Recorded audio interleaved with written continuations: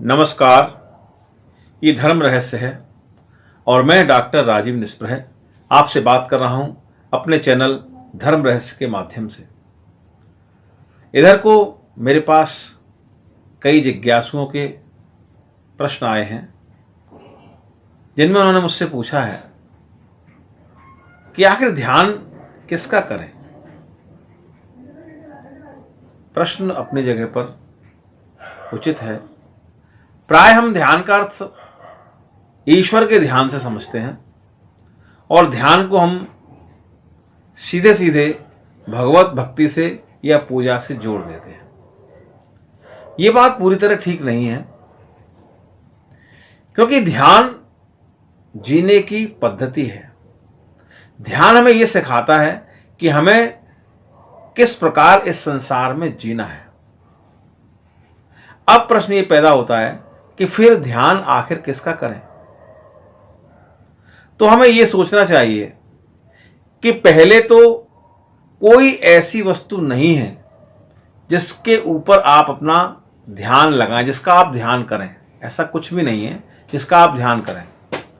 ईश्वर का ध्यान कुछ लोग चाहें तो कर सकते हैं, मैं इसके लिए मना नहीं करता कि आप ईश्वर का ध्यान नहीं करें, लेकिन यह आवश्यक नहीं कि ध्यान करने के लिए ईश्वर का ही ध्यान करें। ध्यान एक ऐसी मन स्थिति का नाम है जब आप पूर्ण रूप से अपने विचारों से मुक्त हो जाते हैं। वास्तव में जो मनुष्य का मन है, जो माइंड है, वो विचारों का एक समूह है। जिस प्रकार से समुद्र में अनगिनत लहरें होती हैं और उन लहरों से आप समुद्र के बारे में, उसकी गहराई के बारे में कोई अंदाजा नहीं लगा सकते।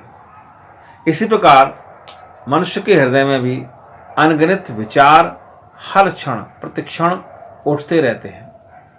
वे विचार संकल्प और विकल्प के रूप में होते हैं और वे विचार आपको कोई दिशा नहीं दे सकते।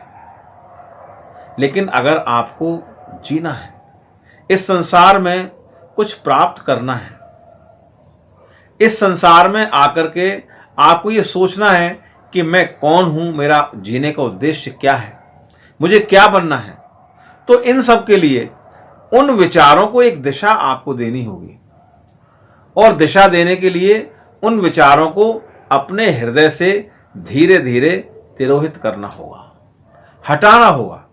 क्योंकि अगर वे समस्त विचार आपके मस्तिष्क में रहे तो वे सभी विचार मिलकर आपको कहीं भी नहीं ले जा सकते, आपका कोई कल्याण नहीं कर सकते, आपका कोई कार्य नहीं कर सकते।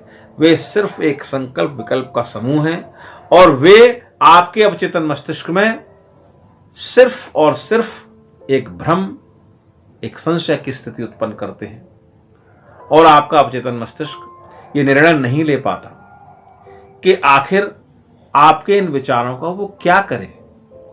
इसलिए आप कहीं पर भी नहीं पहुंचते।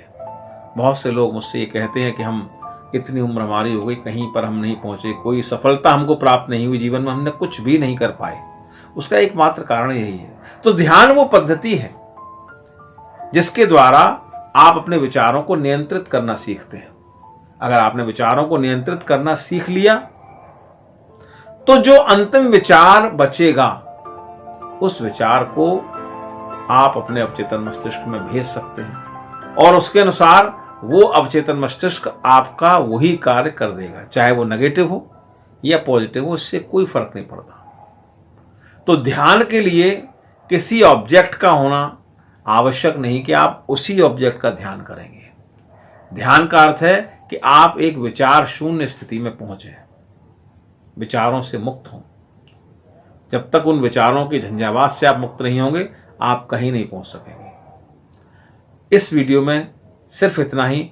आगे आने वाली वीडियोस में मैं आपको ये बताऊंगा कि इन विचारों से मुक्ति आप किस प्रकार कर सकते हैं, किस प्रकार आप अपने जीवन में धीरे धीरे स्वेच्छा से आप इन विचारों को हटाते जाएंगे, किस प्रकार हटाएंगे, ये मैं अगली वीडियो में बताऊंगा। नमस्कार।